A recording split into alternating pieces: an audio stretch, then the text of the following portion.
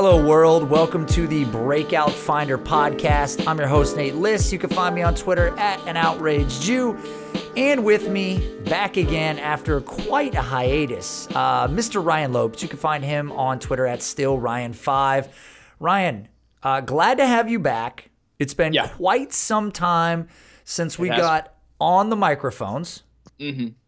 Together as one. As one unified weapon.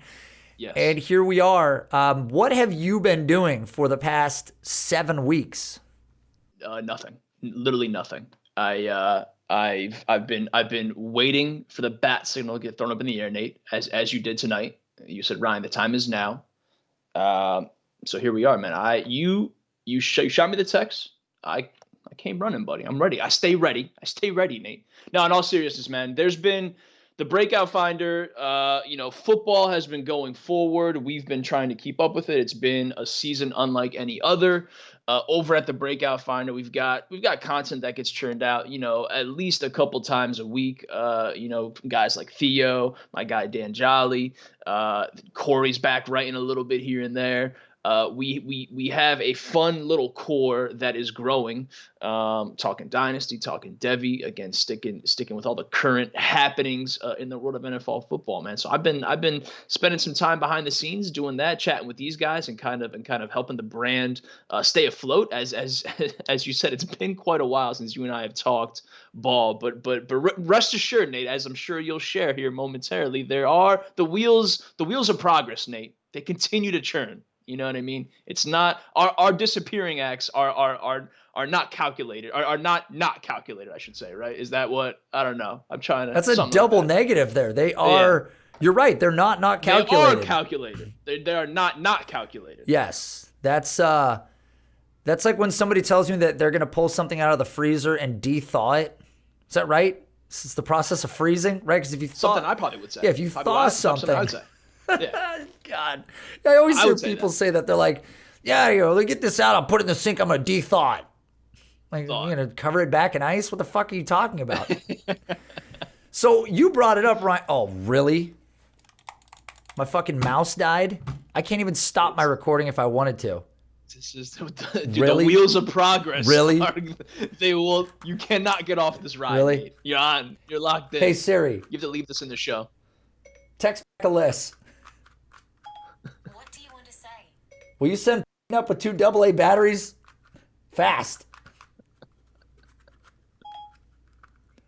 Your message. Yes, I approve it. Okay, it's sent. This has to stay somehow in the show, or at least in the outtakes. Give him this in the outtakes. I don't know. It might just stay in the show. That's the kind of show this is. Yeah. As low budget as it gets. But while I'm waiting, you mentioned the Breakout Finder, Ryan. One thing about the .com that is coming in the future, as many teams in the dynasty fantasy football world did not make the playoffs. They have since turned their attention to what's happening in college football, what's happening in the future with these rookies, specifically talking Devi right now, because the last thing you want to do is pay attention to anything that's going on in the fantasy football playoffs. You could care less. I give no props to any of the teams that made the playoffs when I don't make the playoffs. Oh, thank you very much. That's the turning point for me. My batteries have since been delivered. So anyways, Ryan. Dude, what a debut show again for the boys right now. We're thriving. Yeah, we're coming back. We're thriving. The thing too is I don't want this thing to melt if I put them in the wrong way. Never be sure. Those will go that way if that one works. And if this guy goes the right way, then it's lit up. So anyways, Ryan, the website's going to get a facelift. In the very near. Why is my headphones caught on this thing now? For Christ's sakes. Nate, you are falling apart.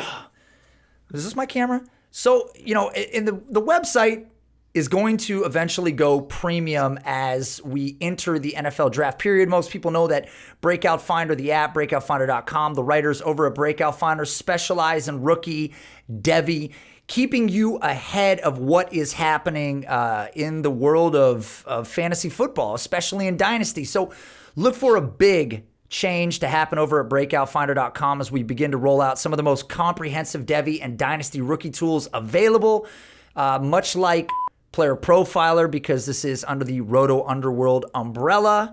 You will see a lot of very similar levels of tools and applications. So we are looking forward to rolling a lot of this out for you. Should take place sometime in February. So that's exciting news.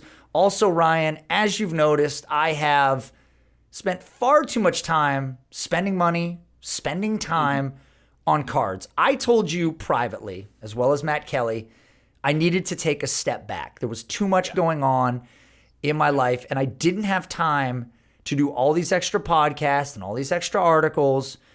I was focusing, all my extra time on Patreon. Yeah. Then I started a card podcast, Ryan. Yeah, you said I need time, Ryan, to go underground, to decompress, to remove my. I said, Nate, I said, up here, mental. It's all about the mental. We need to make sure that's straight before we proceed and push forward to anything else. Take all the time you need, buddy. Get out of here. Go underground. Tell these people turn off the Twitter machine, Nate. I will hold down the fort. We're good. And what do? 2 weeks later, you reemerge and you've tacked on another project. You now have a card podcast. This is you did the opposite of what you told me you were gonna do. It's a passion project. Listen, sometimes passion leaks out. You can't help it. Passion leaks, Ryan.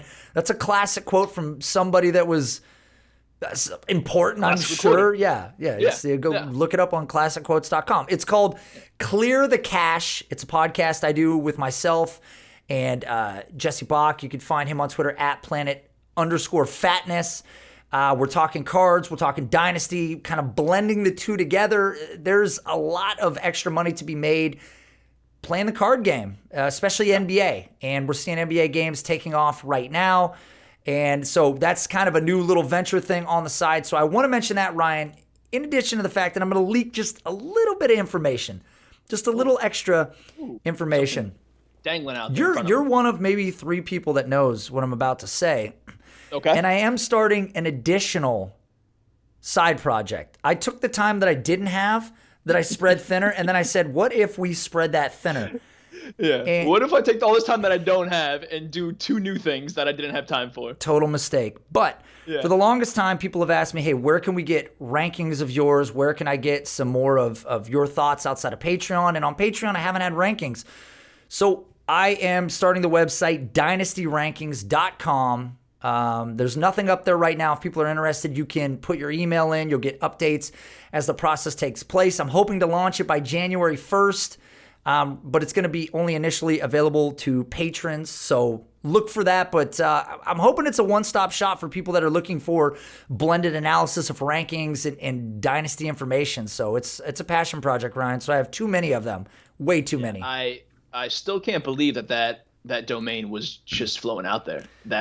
When you told me that a couple weeks back, I immediately Googled and there it is, dude. It's crazy to me that something as simple and succinct as dynastyrankings.com hasn't been taken up. So congratulations to you on your new baby, I guess. I went to GoDaddy to look it up, and instantly it told me the value of my website was $50,000. Hey. It didn't. It was like $621. Okay. It's not nearly enough. Ryan, people are like, look, enough ads, enough talk about. You guys haven't spoken to us in weeks. Give us something about someone. They don't want to hear about websites. They don't care. Yeah. They just want to feast, Ryan. So it's frustrating to me, Ryan. It's frustrating. The Twitter timeline has continued to tell me that Devonta Smith is going to be a problem at the NFL level. Ryan, I think I'm going to pull what little hair I have left out. Are you in lockstep with the idea that Devonta Smith is as good as potentially a top 2 receiver amongst this wide receiver group? Yeah, I do want to start off by saying I'm so excited that you wanted to sneak in some 2021 talk here, because knowing how busy you have been, or maybe not knowing how busy you have been with all these new projects, I didn't want to bother you with 2021 rookie stuff and getting too far ahead of ourselves. But it's good to know that your wheels have been turning here. You have some takes building up. People love the takes, Nate. And I dropped a very preliminary list of my top 10 wideouts over at Breakout Finder, probably about a month or so ago at this point. Devonta Smith, I want to say, found himself as the I don't have it in front of me right now, wide receiver 6, 7-ish. That drew some immediate criticism because at the time he was certainly ramping up. The production has been there. Jalen Waddle, unfortunately, injured out for the season, and Devonta Smith has done a fantastic job, Nate, of vacuuming up just the targets, the production, the long scores, everything. He is checking all the box score, metrics that we want checked.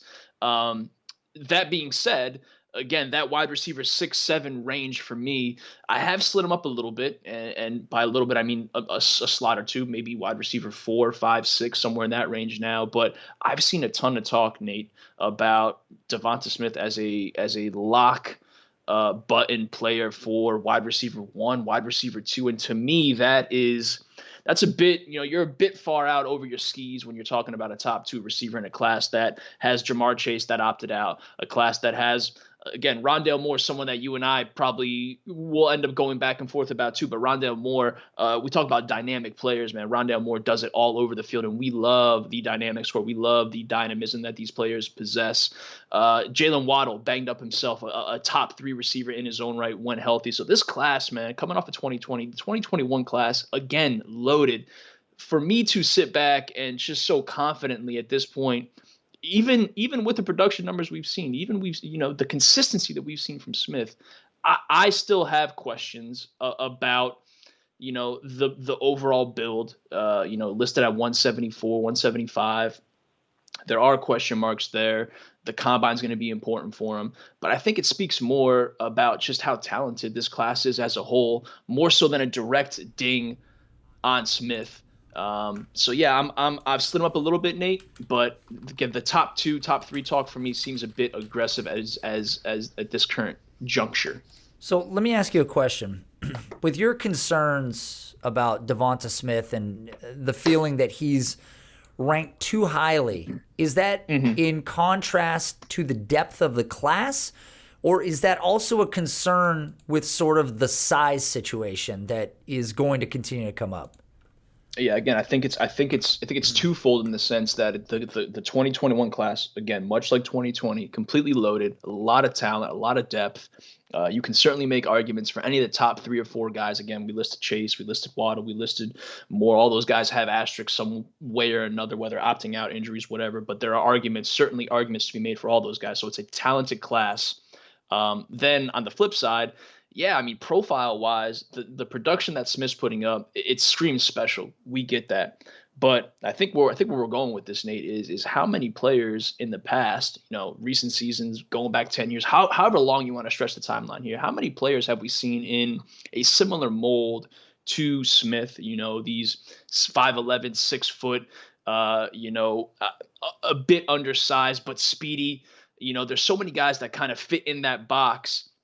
And a lot of those guys, Nate, I think for the most part, again, you don't want to paint too many broad strokes here, but for the most part, that box has a lot of players that just have inserted themselves in the league and then quickly stepped out, flamed out, whatever the case may be, injuries, otherwise. It's just the NFL will remain obsessed with speed, but it's sometimes quickly their undoing as well. And Smith might certainly check that speed box, but I think there are questions that need to be discussed for sure.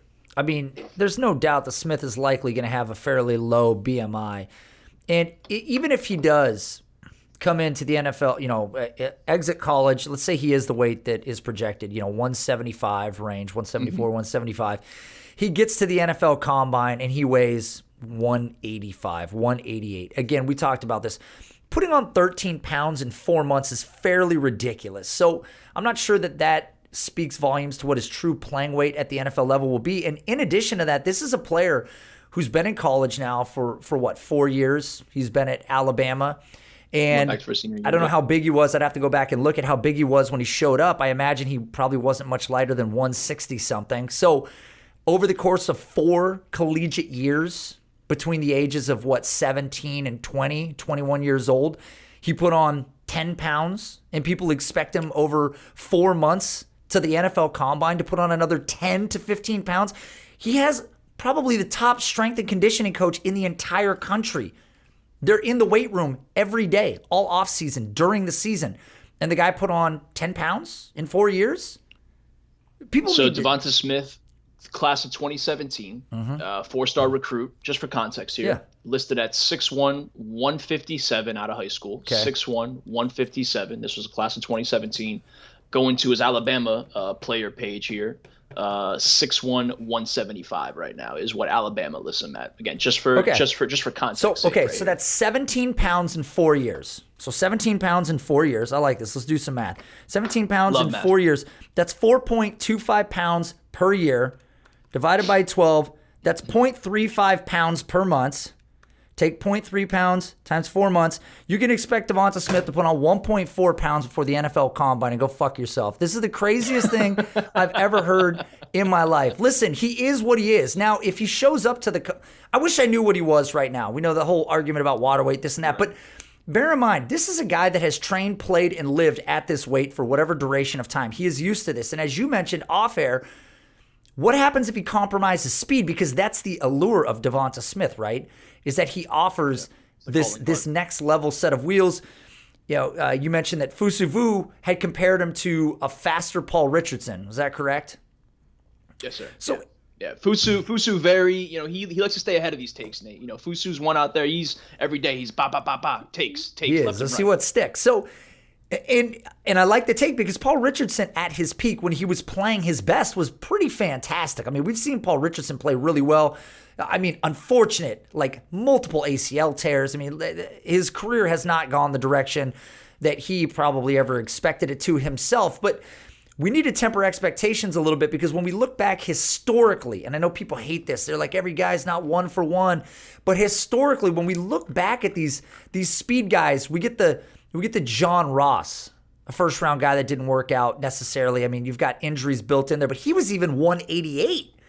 Right? I mean, Henry Ruggs is 190, 188 range, so he's even bigger.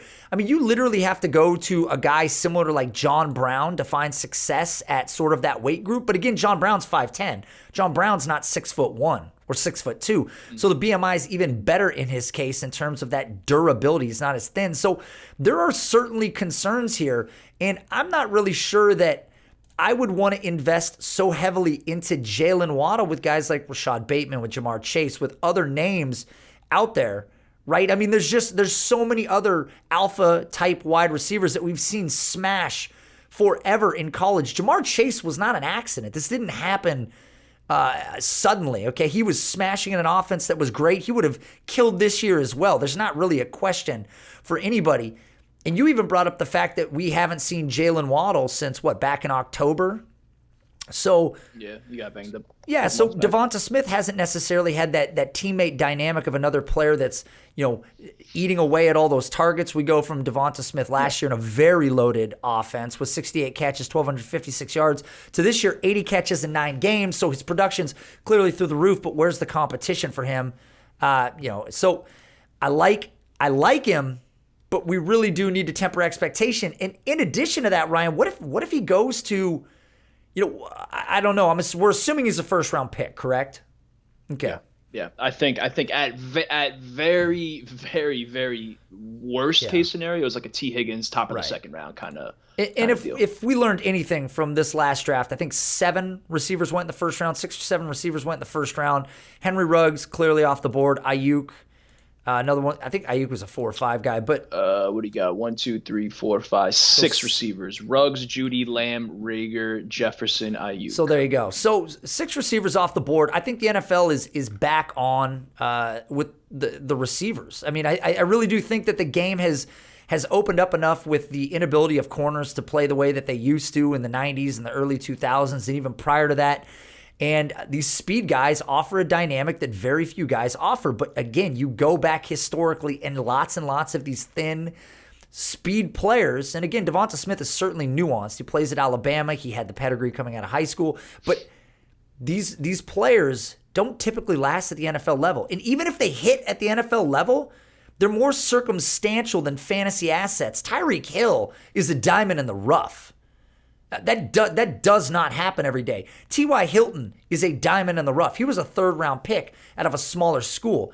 That doesn't always happen. So I know there's a lot of hype. I know a lot of people want to be ahead of the curve on this. I know a lot of people, they want to plant a flag but I would caution people to plant a flag in a player that doesn't offer all the entire mixed tool bag, which you get out of some of these other players, again, like a Jamar Chase, who is he your number one currently?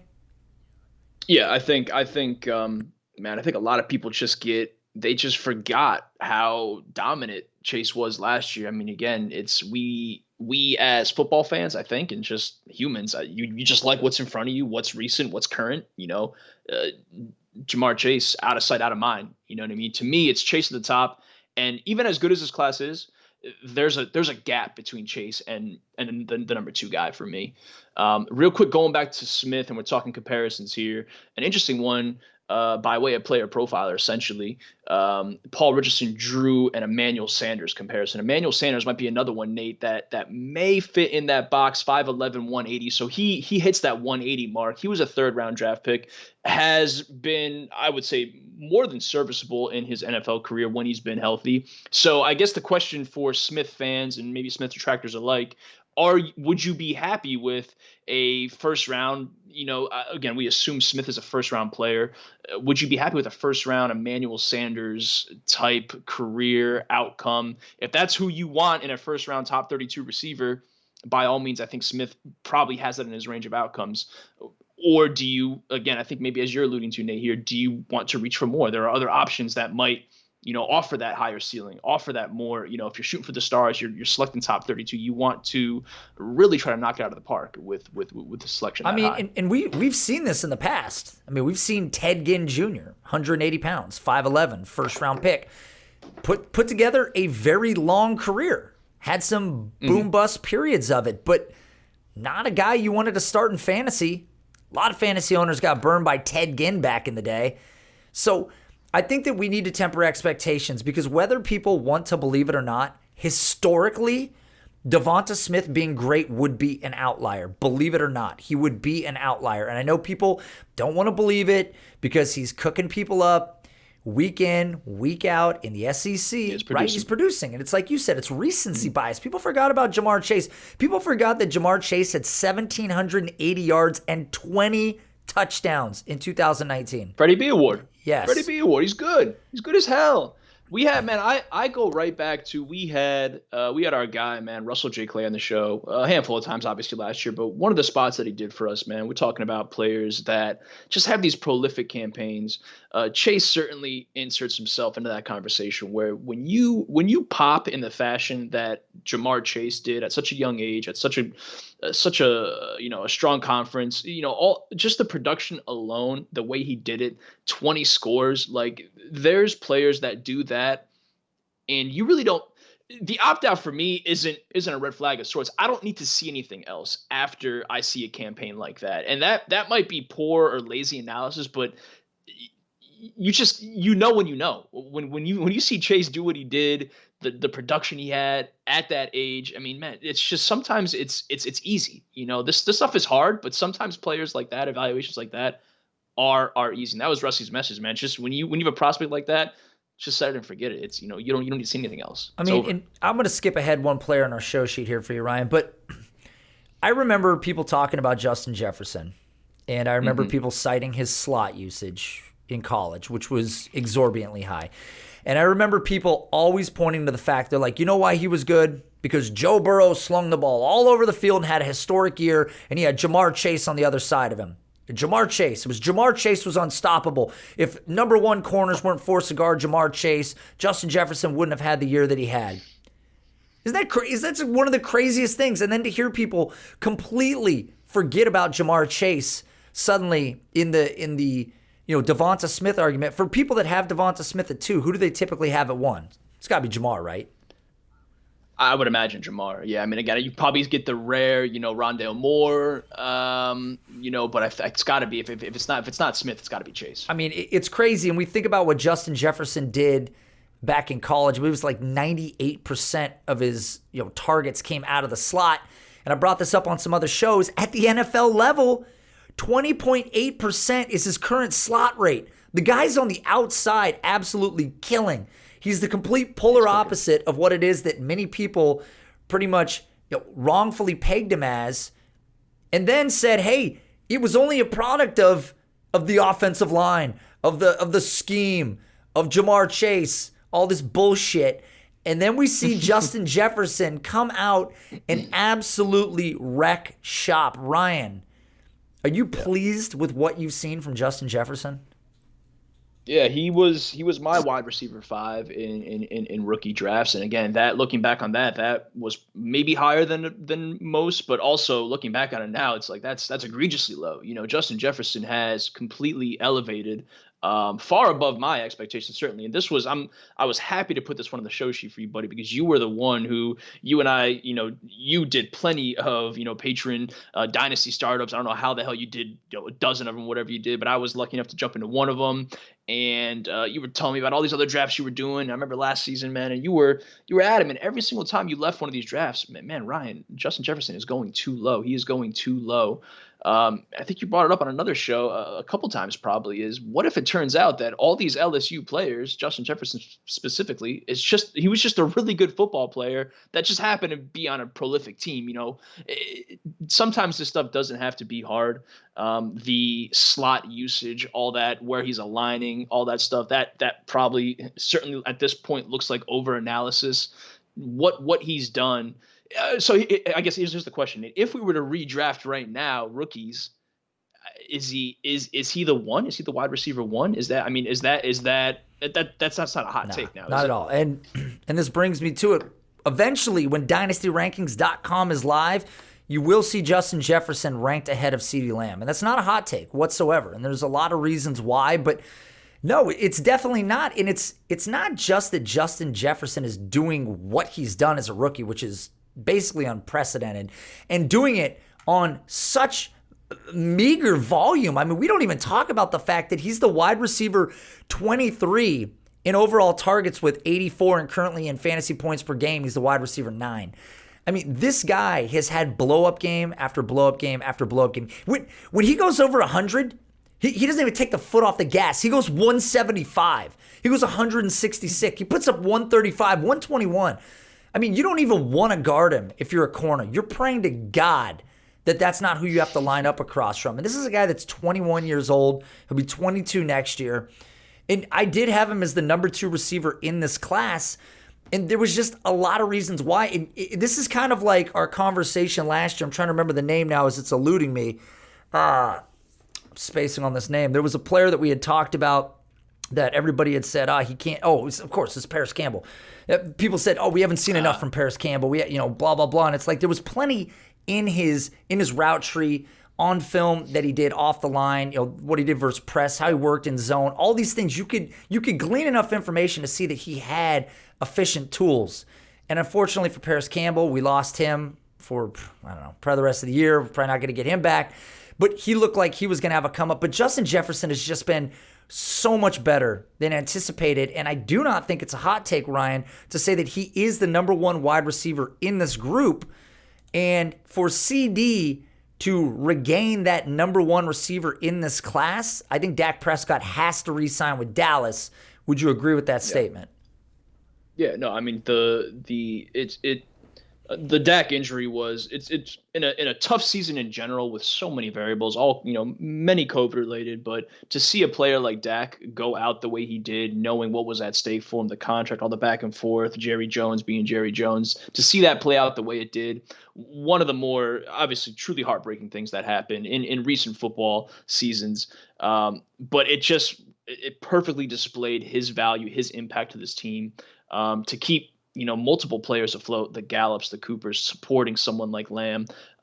Certainly, if Dak isn't under center, that's a large hit to CeeDee Lamb's future outlook. As good as CeeDee Lamb is as a player and as he was as a prospect, Dak just elevates that so much more. So yeah, I mean it's tough to really assess Lamb's value pushing forward without Dak. We hope that Dak, Dallas does the right thing, pays up, Dak is healthy, all that, certainly.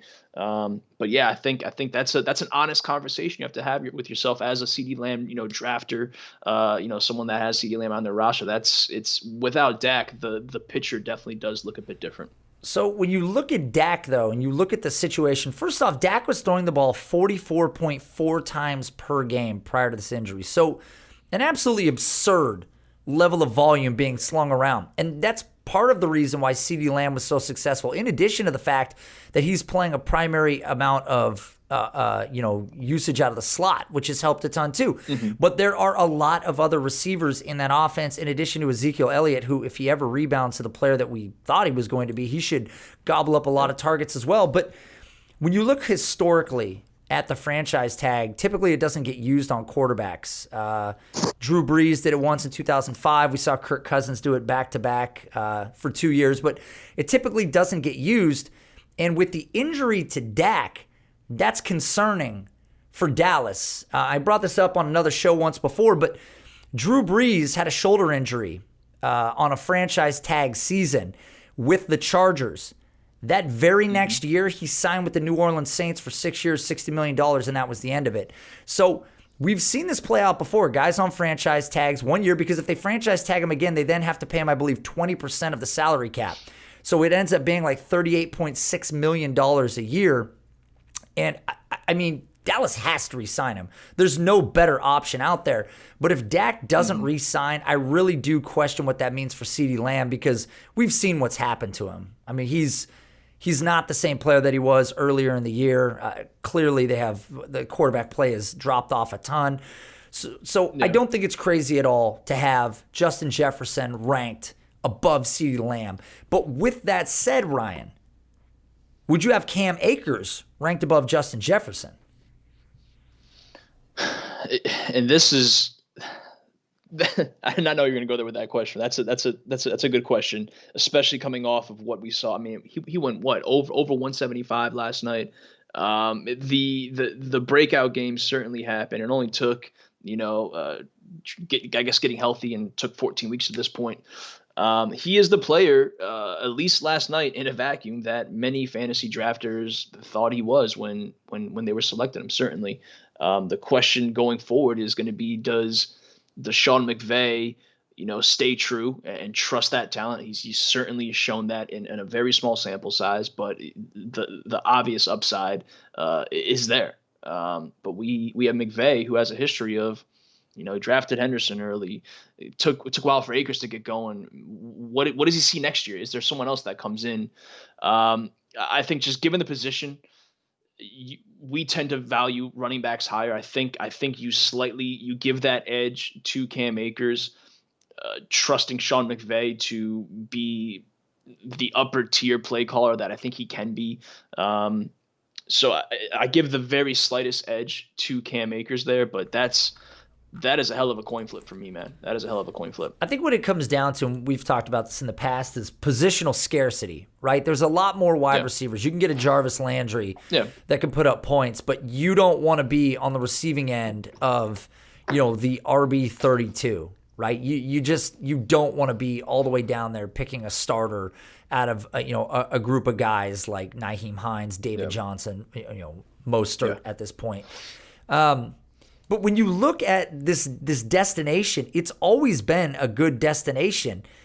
And what shocks me, because I'm actually seeing a lot of victory laps on Twitter about Cam Akers. Like a lot of I told you so, but he was already a consensus top 5. Yeah, I don't understand that. I guess people are happy that they held out, that they still have him on the roster, and they're pushing for a playoff bid at this point, or they're in the playoffs. I don't know. I'm not sure where it comes from. How impatient are you? It was 14 weeks. 14 weeks you held him, and he was actually a little more productive than that a week or two earlier, but really, so you couldn't hold him for 12 weeks. So you got people taking victory laps on a guy that was in the dynasty rookie top 5, and we only say in the top 5 because the top 5 running backs were all very, very good. He was dominant in college behind one of the worst offensive lines for consecutive seasons. Now he's with an offense with a better than league average offensive line and a creative head coach. And he was drafted in the 2nd round. That's where hits come from all the time. And people are like, I told you so, man. He's so good. You should have waited. It's like nobody said Cam Akers was a bust. Okay, number one. And number two, let's look at the offense. Since Sean McVay took over head coach in 2017 of the Los Angeles Rams, of the 4 years that he's been head coach, 3 of those seasons he's finished top 10 in rushing attempts, and it's one of those rare destinations for a future runner. Again, just look at Todd Gurley 2017, 2018, 279 rush attempts. He had, 87 targets one season, 81 targets another season with 256 rush attempts. And even in his worst season, even in the fourth year of the 4 where they didn't rank inside the top 10 in rush attempts, Todd Gurley was still 1 touch per game shy of a top 13 back workload. This is the destination. Even with Henderson here, it doesn't matter. If he gets this job outright, which we've seen for the past 2 weeks at least as his opportunity has risen, this is the spot to be. I mean, having him ranked above Justin Jefferson, I don't think is crazy at all. I think it's pick your poison. I think the difference here is that Justin Jefferson can produce for the next 8 years, 9 years if he stays on track and he ends up being a truly elite talent, where Cam Akers probably has 4 or 5 really good years, and then he tapers off. And that's one of the big differences between the two. You don't get the longevity of the most scarce position, but on the other hand, even though there's so many wide receivers, these guys typically play a lot later, especially if they're good and nuanced, which Justin Jefferson clearly is. So I guess it would depend. Somebody would probably say I'm wrong for saying I would take Justin Jefferson over Cam Akers. But if this is the Cam Akers that we're going to get in this Rams offense that has produced elite talents like Todd Gurley, I think you just have to err on the side of Cam Akers in this case, Ryan. Yeah, I mean, this goes back to us talking about too, just patience. I mean, we get on this pod as often as we can get on this pod here. It's been quite a while, but every time we're on here, man, we keep circling the wagons and keep talking about just preaching patience. Guys that were out there that were drafting the DeAndre Swifts, the Cam Akers, God forbid the Clyde Edwards-Hilairs, the Jonathan Taylors. If you found yourself dangling these guys out there at some point this season, or just cutting bait and trying to run, I mean, I can probably tell you're probably not a successful, a dynasty gamer, dynasty manager. You just have to have a certain level of patience and confidence in your own process and how you go about evaluating these players, especially rookies here. Just stay the course more often than not, and the talent will find its way in the field. And that's your point, man. If Cam Akers is the next Todd Gurley in that Sean McVay offense, it's a home run. And that's what people were drafting him at. He wasn't a late round undrafted pick. That's why the victory laps, to your point, don't make any sense. He was a highly coveted running back. The talent has always been there. It was just a matter of getting healthy and getting in favor and making things work on a very odd, shortened, abbreviated offseason that didn't work in any rookie's benefit. I can't imagine. So the stars finally seem to be aligning. And if you were one of the patient owners, it's working out for you. So hats off to you. If you want a victory lap that, it's 2020, man. Find your glory somewhere, Yeah, there's lots of victory laps being taken. And speaking of patience, we've seen this even more so across the rookie 2020 wide receiver landscape. There are so many receivers in this class. I think for some people there were questions about how deep is this class in actuality.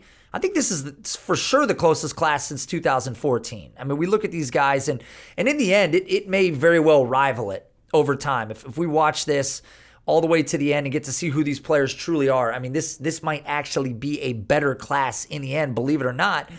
You've got Justin Jefferson, CeeDee Lamb, T. Higgins. Many of these guys have already kind of shown out. Chase Claypool was a guy that everybody said should have been a tight end, not a wide receiver. Oops.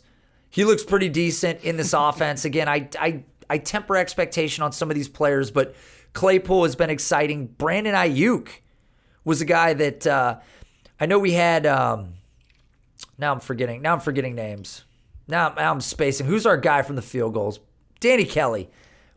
DK, man. I know I'm spacing all over the place. And he was a huge fan of Ayuk. He compared Ayuk to Odell Beckham, I believe, on our show.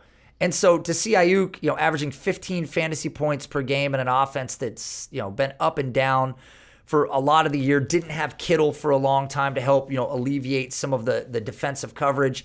He's been great. Jerry Jeudy's a guy we know has a ton of talent. Michael Pittman, Rager, Mims. I mean, all these guys. There's so many more names. Ryan, of this entire landscape, like who are some of the players you think that still have a chance to really rise despite the fact that they're kind of laying low right now?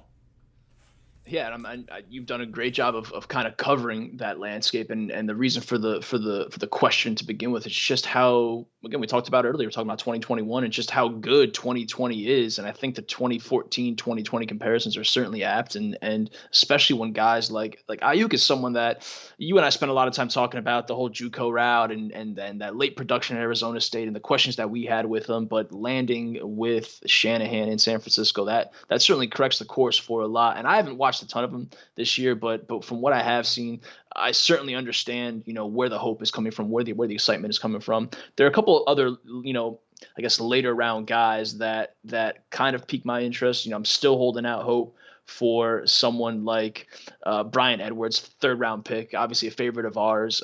Just that Oakland offense, or excuse me, that Las Vegas offense can't get Henry Ruggs going, therefore really hasn't gotten Bryan Edwards going yet at this point. I'm still holding out hope that the stars kind of align there. But one player I do want to bring up that certainly a good amount of people are buzzing about is Gabe Davis over in Buffalo. Plays with Josh Allen, who, much like Lamar Jackson last year, just has ascended so much as a quarterback, as a signal caller. Josh Allen taking that next step forward, bringing someone like Gabe Davis along with him.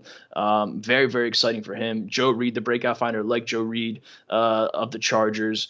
Jonathan Hightower, you mentioned Darnell Mooney earlier on.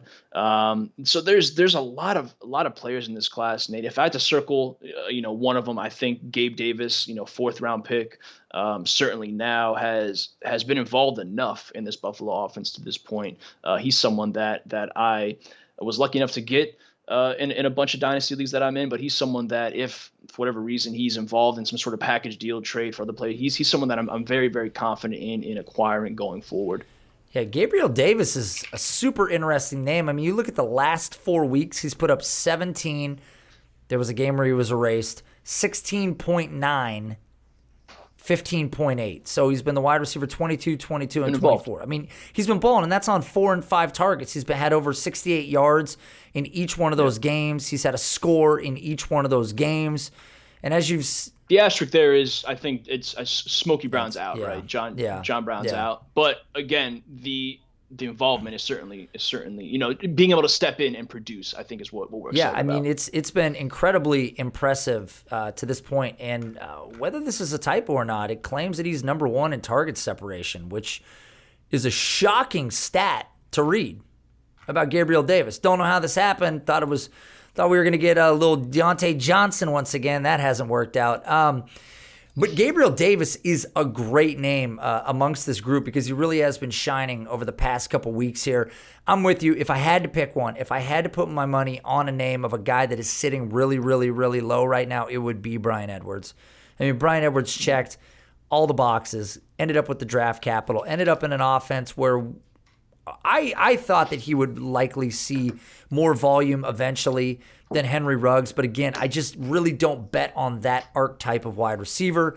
But he had the draft capital. And if you're a draft capital enthusiast, snob, whatever you want to call yourself, then you were probably very much on the Henry Ruggs train. I didn't draft Ruggs anywhere. Not because I don't think he's a talented player, but I'm concerned with that archetype long term. So Bryan Edwards would be the name. And of course, a guy like Jalen Reagor, who's got so much upside in such a dysfunctional offense right now. And with a change at quarterback, that could change very quickly. So that's another exciting player. But clearly the cat's out of the bag on Jalen Reagor, right? Like nobody's selling him for cheap. If you're holding him, you're just waiting, right? I mean, especially now. Yeah. And I'm bracing for the similar, Cam Akers style victory laps where people are, when Jalen Reagor happens, and he will happen. There's too much working in his favor. I'm confident about Jalen Reagor happening, but those victory laps are still going to be coming. It's just that's what we do. And this is a player that was highly coveted, highly drafted, has the draft capital. We thought we had the landing spot. Carson Wentz hasn't helped that situation at all. But regardless, this is a situation that could improve, that should improve, and Jalen Reagor could be featured, as we all thought sooner than later. So I think the victory laps will soon there follow when that does. You play just out. Can't victory lap a guy that was a first round draft pick. It's going to happen. It's so beautiful when it happens. It's so crazy to me. Come on, the guy was drafted in the first round. Like yes, he should hit. When a guy doesn't work out instantaneously, a la Jonathan Taylor, when he finally does, you just golf clap like, okay, yeah, there we go. Yeah. Now everything's on track. It was supposed to happen. This is what we projected to happen all along. It just took a little longer to happen. So likewise with the wide receiver landscape, Ryan, what about the running backs? Like in general, is there any one player that you're more excited about than the rest? Because interestingly enough, Matt Kelly and myself had this huge debate on the top 2 running backs in the class. I took Clyde Edwards, which much of the industry agreed with. He took Jonathan Taylor, which much of the industry also agreed with. And then by the end, 10 weeks into the NFL season, 11 weeks into the NFL season, those 2 guys didn't actually necessarily look better than a few others in this class. So where are you sitting amongst this class now? So this was I thought a good DeAndre Swift segment, but I think I'm going to use this time, Nate, to talk about Antonio Gibson, who unfortunately missing this week, I think, with the turf toe injury. I'm not sure if he's been ruled out yet, but I imagine he will be. But this is a player that kind of stepped forward and inserted himself. I was probably far too high on him, but I think the majority were kind of questioning, gosh, is he a receiver? Is he a running back? Right? How does this profile? We don't know. How's he gonna fit in? What's he gonna do?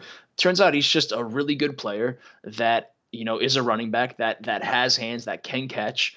He was 13 with 32 receptions before getting dinged up last week, 14 in total rush yards, 18 in receiving yards. So just finding himself neatly kind of in that upper middle tier, and someone that certainly is athletic enough. 98th percentile, 4.39 40-yard dash, 99th percentile speed score.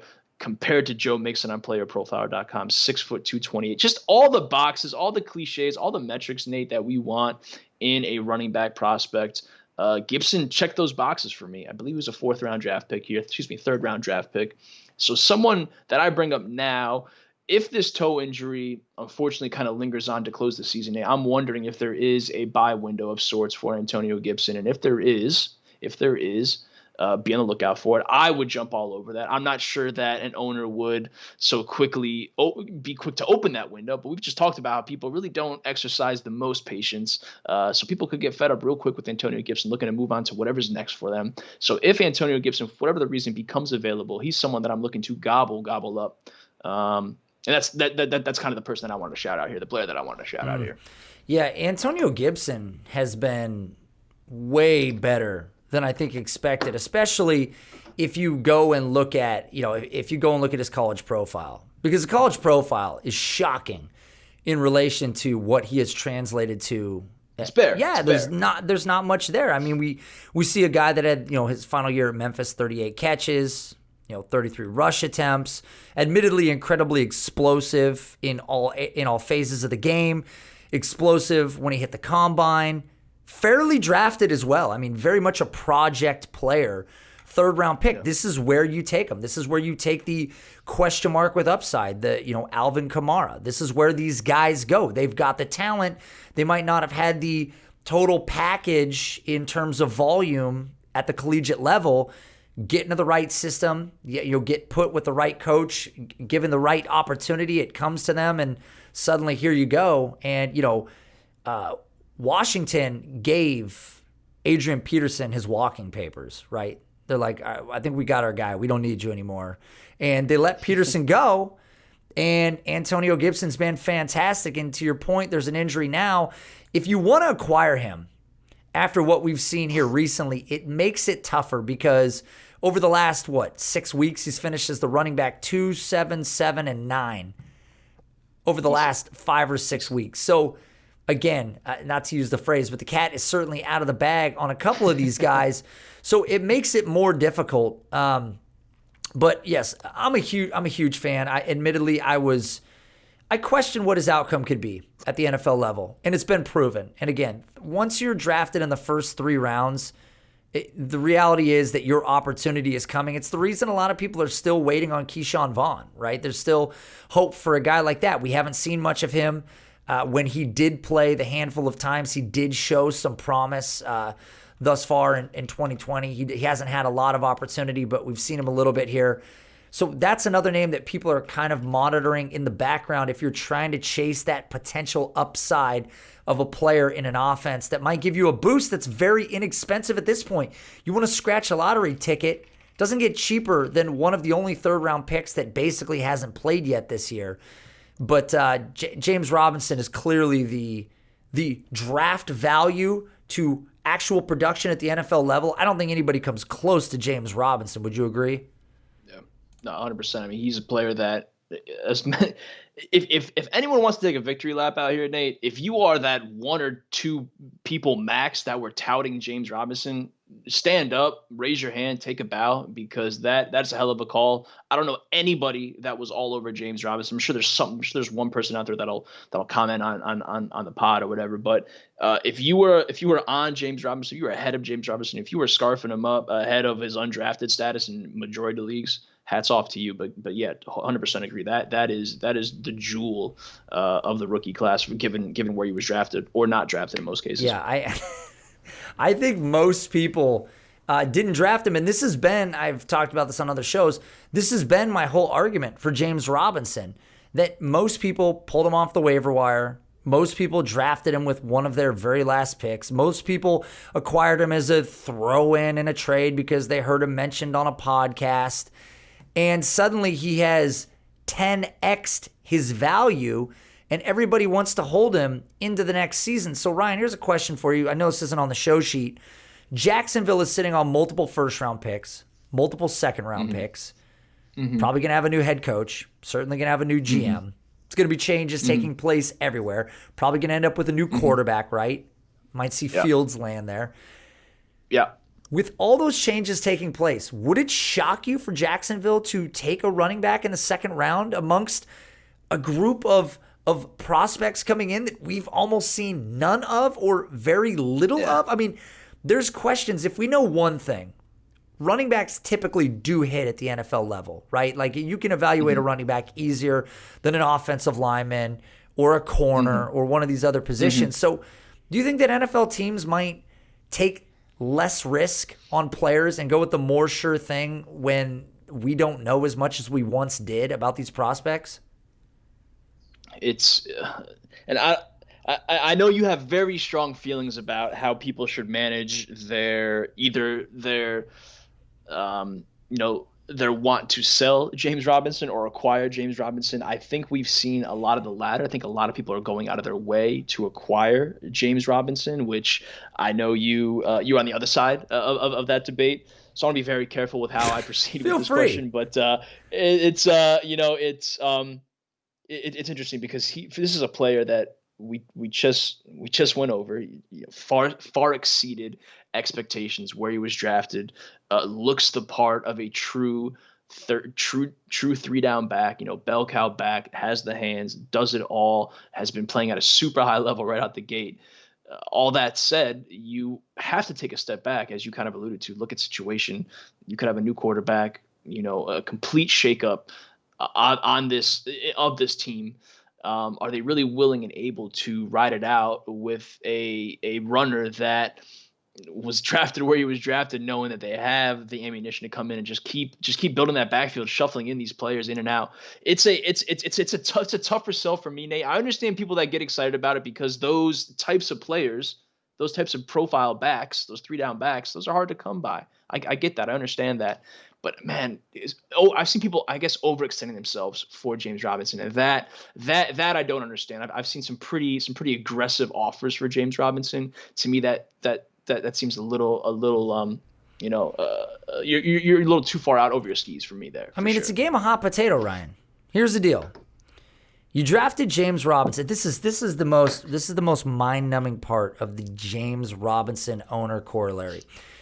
You got James Robinson for free, okay? Nobody paid more than $1 for James Robinson. Please find me on Twitter @AnOutrageJew if you paid more than $1 for James Robinson.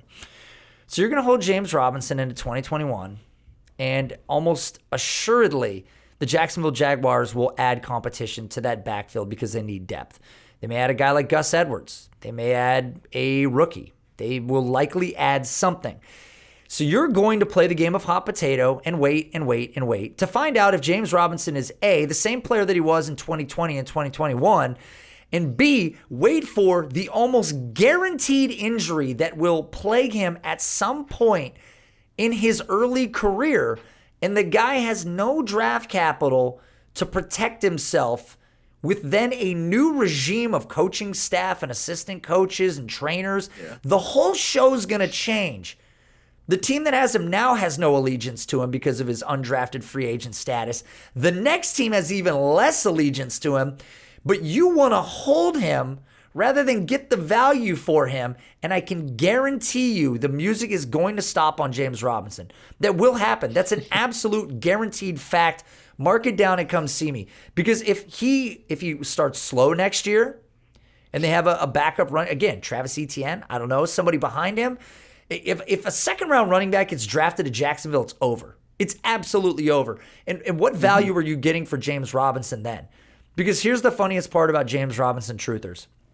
If a talented running back like Travis Etienne, let's say he falls to the 3rd round of the NFL draft, gets selected by Jacksonville in the 3rd round, okay? And let's say that James Robinson gets hurt and Travis Etienne starts running the ball. How confident are the James Robinson owners in holding James Robinson at that point? You think he's getting his job back? That's how confident you are? You think he's taking it back from Travis Etienne? You are delusional. That's the problem. The fact that you think that dude's going to work back and take the job from a guy with that sort of pedigree. Like, I'm just shocked. Like, there are just so many ways this house of cards falls and very few the way that it stays erect. Giggity. But it just doesn't work out in the end. So I'm just letting you know that's my stance. I say go get your money. Yeah. Exactly. You are screaming just sell at its absolute highest. What's happening this season right now, we likely will not see at this level, at least this consistently, especially with the threat of an incoming rookie, a 2nd-round rookie, a 3rd-round rookie. I mean, those are legit. Those are rookies with legit draft capital. So I think screaming sell high and collect, again, the offers that I've seen floated out for this guy, man, are astronomical. If you are on the receiving end of that slew of draft picks or some other young upstart talent, I mean, that to me, that is a no-brainer. I understand people chasing it as well, but I'm a much easier. I feel a lot better as a seller at this point myself, personally. Agree with you 100%. I mean, there's almost assuredly, and you probably missed your window, what you should have done. If you could go back in time, is you find the team that's a competitive team in the league that's got 2 first-round picks plus Keyshawn Vaughn, or and say, hey, look, I want both first and Keyshawn Vaughn. You can have James Robinson, and boom, maybe you end up with the 109 and the 111, and you get Keyshawn Vaughn, and then James Robinson eventually falters. But there's just so many prospects coming into the class. There's just a lot of reasons why I would move him. But nonetheless, you held him, so thumbs up. Good luck to you in the future. I already know where it's headed. You're doomed. Ryan, Will Fuller, his career in Houston likely over. Oh. It was no surprise that he had somehow played all year without injury, and then we find out that he's on performance-enhancing drugs. And his claim is that his medical professional gave him something that he believed was not on the banned list, right? It was not on the list. And so he pops for something that he didn't know was illegal, and then he blames it on the medical professional, yet almost nobody else, maybe Roby, right? In his own... His teammate. Yeah, his quarterback. So he got popped for the same thing with the same trainer, but he came out and said, I should know better. I should know what I'm putting in my body. That's on me. Yeah. Will Fuller says that's on him, and nobody else in the NFL is getting popped for the same drug. Are you kidding me? Yeah. Is this some new shit? No, this is that contract year assistance, right? I mean, this was, the Packers didn't want to give up that 2nd-round pick for him. So, Fuller was playing out of his mind. The ask was that high for a reason. We finally got a healthy Will Fuller for an extended period of time. The hamstrings, NATO, were looking fantastic. The big plays were coming, and the more you saw these big plays pop off, kind of just sat back at home like, man, what has Will done differently? Has he, has there been more prayer, more meditation? Like, what has changed? Turns out whatever he said, his friend that he trusted, that now he's no longer can trust, that kind of led him astray. Unfortunate. It's unfortunate, man, because I am a big, Will Fuller is someone that a lot of us have held on to, have hoped for this ceiling, this type of consistent ceiling tied with Deshaun Watson. The health was never there for him. We finally got it this season, certainly with an asterisk next to it. None of it matters. And I wouldn't be surprised if he's done in Houston. And that's kind of my point with this question, Nate, is what do you think happens with Will Fuller? If you have him now and you are riding the highest highs of Will Fuller's career, you certainly are selling him for absolutely nothing right now because I guess the unknown. Or there might be someone out there that's just like me, a Will Fuller fan, optimistic that Will Fuller bounces back, probably without the help of his friend this time. So how do you play this situation? Is the best course for Will Fuller to somehow remain, I imagine, with Deshaun Watson in Houston? Houston re-signs him? I mean, that seems like the most likely fit, right? That he would re-sign in Houston. I imagine he's going to want to get as much as he possibly can, and I imagine Houston's not going to want to pay him as much as he's asking for, right? That it doesn't really make sense. And then again, you've got a pretty hefty free agent class coming available. I mean, again, you've got some older players on here, but we've got Allen Robinson available. Corey Davis, who's played well this year, is going to be available. I think there's a multitude of names. Juju Smith-Schuster's on that list. So Kenny Galladay, Chris Godwin. So lots of names. As far as Will Fuller's concerned, I just don't know. I think that he's probably best as a complimentary, high-end number 2 receiver in the league, a guy that can give you big games when you need it, and you're always going to question what his durability is because up until the year that he stuck a needle in his thigh, he was, he's incredibly injury-prone. He had the highest level of injury volatility of almost any wide receiver. He was projected to get hurt, and he never got hurt. But as your question said, Ryan, let's talk about Deshaun Watson in Houston. Like, what player would you like to see with Deshaun Watson? Because I did a couple card casts, Clear the Cash, where I really hope that we see a guy like Juju go play with Deshaun Watson. I think that's a fun combination. I think it makes Juju's cards go up a lot in price as well, which is why I was kind of advocating that his next stop could be a big one for him. But what's a player that you'd like to see go play with Deshaun? God, man. I mean, Deshaun Watson is so good. He's the type of player. He's only 25 right now. It's crazy. I feel like that number should be a lot higher. Only 25, so young, so talented. He's the type of quarterback. What he's able to do with his arm, with his legs, certainly he creates so much. He truly does elevate everyone around him.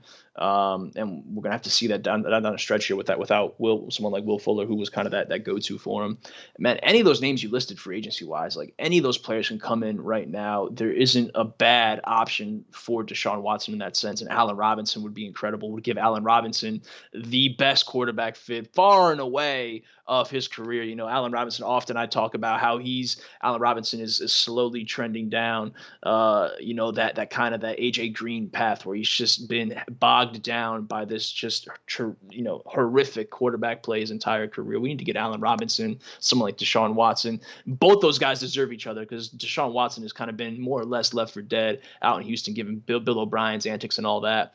So, I mean, Allen Robinson would be awesome. Juju Smith-Schuster, literally any of those top free agents would be incredible. We spent a ton of time talking about this loaded 2021 class. If Houston could invest early or, mid-round even, there's plenty of value to gobble up there as well.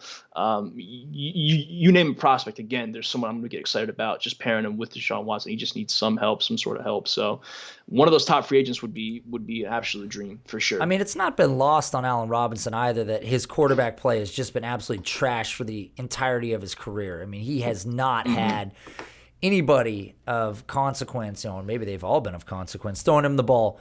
The Houston Texans projected to not have one of the higher salary cap spaces in 2021, so it sounds like a lot of shuffling needs to take place. But the hope would certainly be that we see an Allen Robinson, even a Kenny Galladay would be pretty slick to see him play after seeing what DeAndre Hopkins did for all these years with him. I would love to see Kenny Galladay there, but to your point, a rookie wide receiver from a financial standpoint probably makes the most sense across this group to play with Deshaun Watson, and Deshaun Watson just continues to be underrated. Like you said, we don't know how old he is.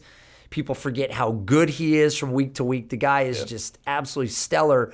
And he didn't even play a full season last year. I believe he missed one game in 2019. And had he played that one game, he would have finished as the QB2 based on his average. So this guy continues to outperform the field in so many different facets. And he's number 6 this year, I believe. So amazing player. And we just hope that he gets a stable, non-substance abusing wide receiver to play on the outside for him in the very near future.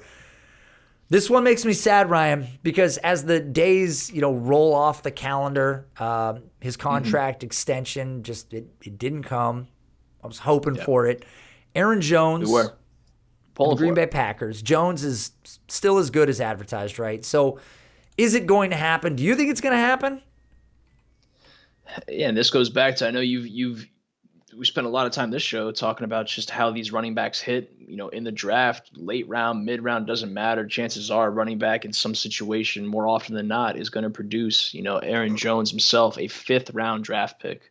And he's just been, like you said, as advertised, certainly went way too late in the draft, given what he's able to do, his type of game, 5'9", 208, has the hands, does it literally all for Green Bay.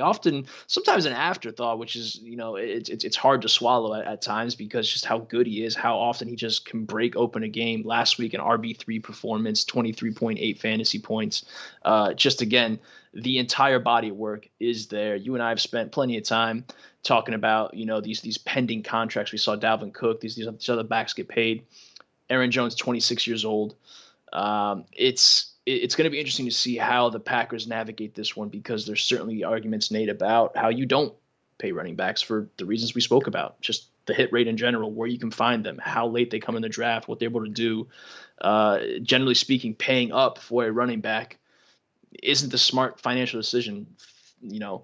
Aaron Jones very well may be an exception to that. He's one of the players that, given what he does as a receiver, how he can be deployed, Alvin Kamara in that sense, right? He can do so much. He's someone that I think deserves that payday. I don't know how much, and I don't know how much the Packers are willing to go. I think they're probably one of the more stingier kind of front offices in that sense too. That's going to complicate the situation.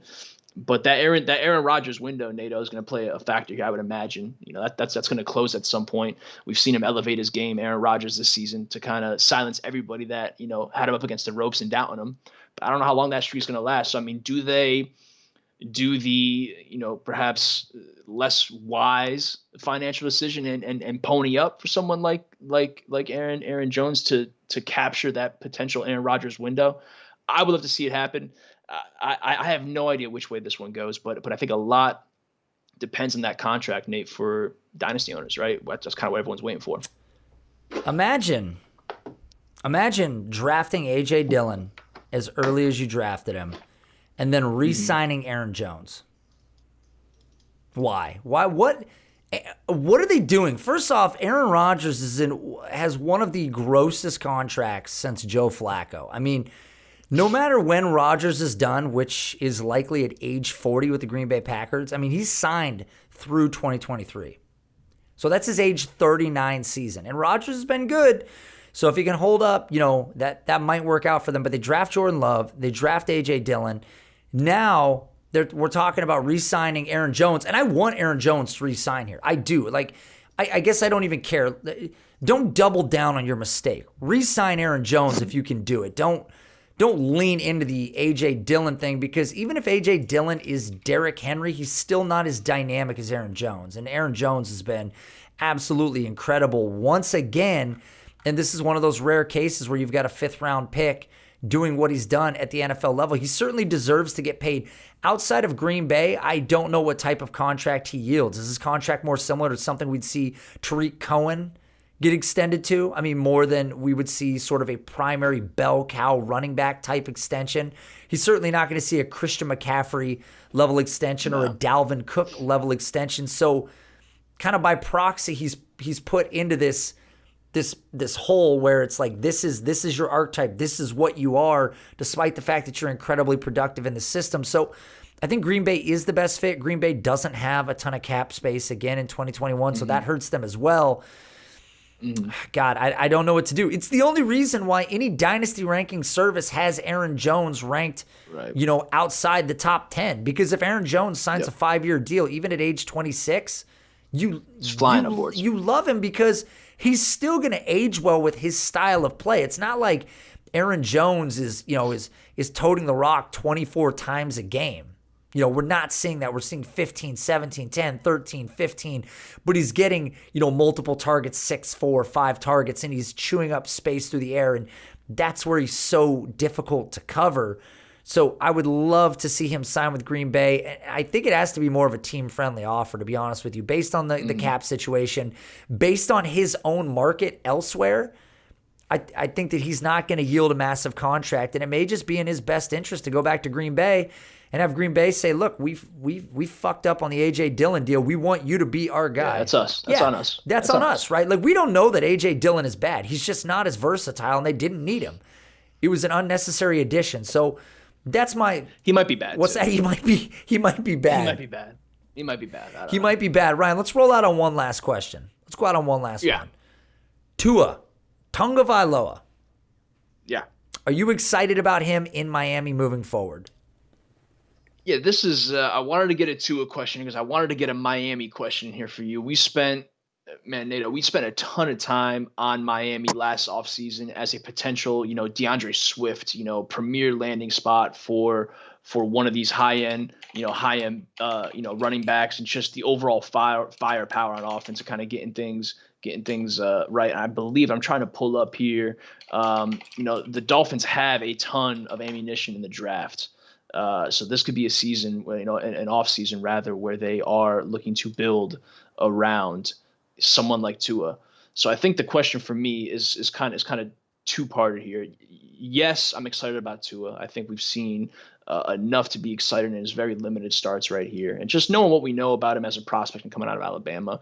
But on paper, you already have guys like Mike Gesicki, Preston Williams, Devontae Parker, this backfield right now. Myles Gaskin more or less came out of nowhere. You have all these guys, and many of which, Preston Williams banged up. Mike Gesicki hasn't really lived up to a lot of the hype that his athletic profile would garner. But you have all these guys like together, Parker, Gesicki, Williams, the backfield. You have these Jakeem Grant. All these players are fun on an offense, on a team. Brian Flores' coach team that I think is heading in the right direction. Certainly with I pulled up their draft picks here, Nate. A 9th overall draft pick from Houston, 22nd overall, which is their own, 40th overall from Houston, 56th overall, 87th overall. They have 5 picks inside the top 100. They can do so much to build around Tua.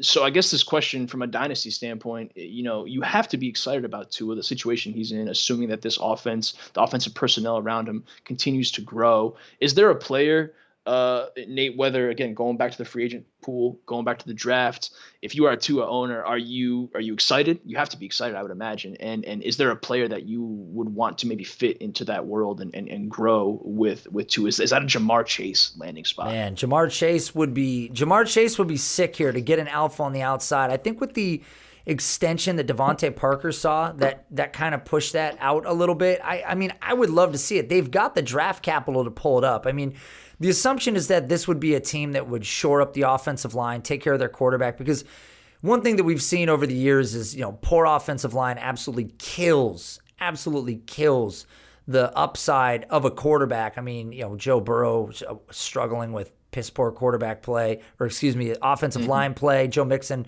struggled behind that same offensive line. But Miami next year is projected to have the number 7 overall cap space availability.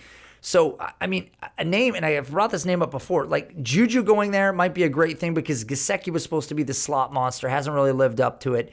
Add a slot weapon in Juju. They both know each other. There's a little bit of rapport there. That might be a fun location for him. But with all the draft capital that this team has, and as you said, a team that looks like it's going in the right direction, getting a 22-year-old quarterback who proved himself in college to be a hyper-accurate, pro-style, pro-ready quarterback who was still drafted incredibly highly despite coming back from a significant injury just goes to show what teams thought of him. If Miami didn't take him, he was still going very early. And, despite some of the ups and downs that we're going to see from him, he was so much better than a guy like Josh Allen in college. And we've seen the ascension of a guy like Josh Allen. I mean, Justin Herbert, what he's done is mind-blowing, and that just doesn't happen for rookies typically. But, yeah, you have to be excited. Just the fact alone that Miami is finally going the right direction, or appears to be, has to be all you need to see to go, yes, this is a guy I want to invest in. And there is a bit of a buy low opportunity, because right now, if you offered Tua for Justin Herbert, if you're the Herbert owner, are you taking that deal?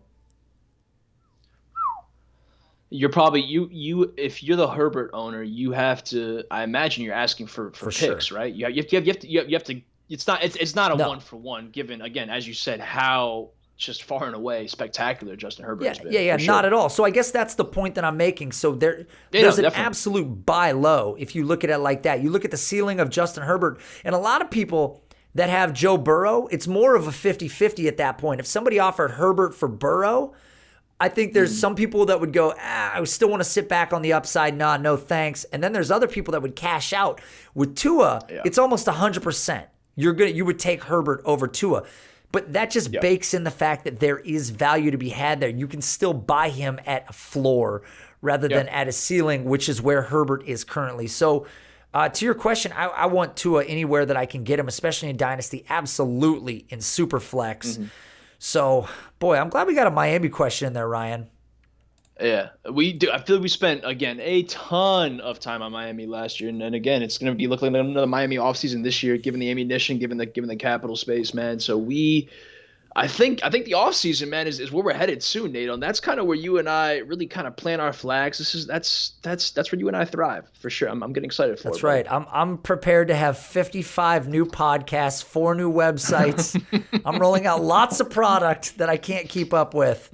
A whole merch line. Very, very soon. So, we're glad to be back, Ryan. Glad to do a show with you. It's been a while. I've gotten so many DMs. I've had people ask me. I post the Clear the Cache episodes, and people are like, "Is Ryan not on Breakout Finder anymore?" I'm like, "Different show, different show." He doesn't necessarily talk cards with me, even though you do want to talk cards. I do. We spent a lot of time off air bullshitting about cards. Again, I appreciate the hustle. I appreciate the passion. As I said to you off air, I'm the type of person that would find myself in a lot of trouble buying way too many cards. So I'm doing the smart thing and staying clear. But I'm from the sidelines. I'm cheering you on, buddy. I'm cheering you on. As you break your boxes. If you play the card game right, Ryan, you can clear the cache. You're right.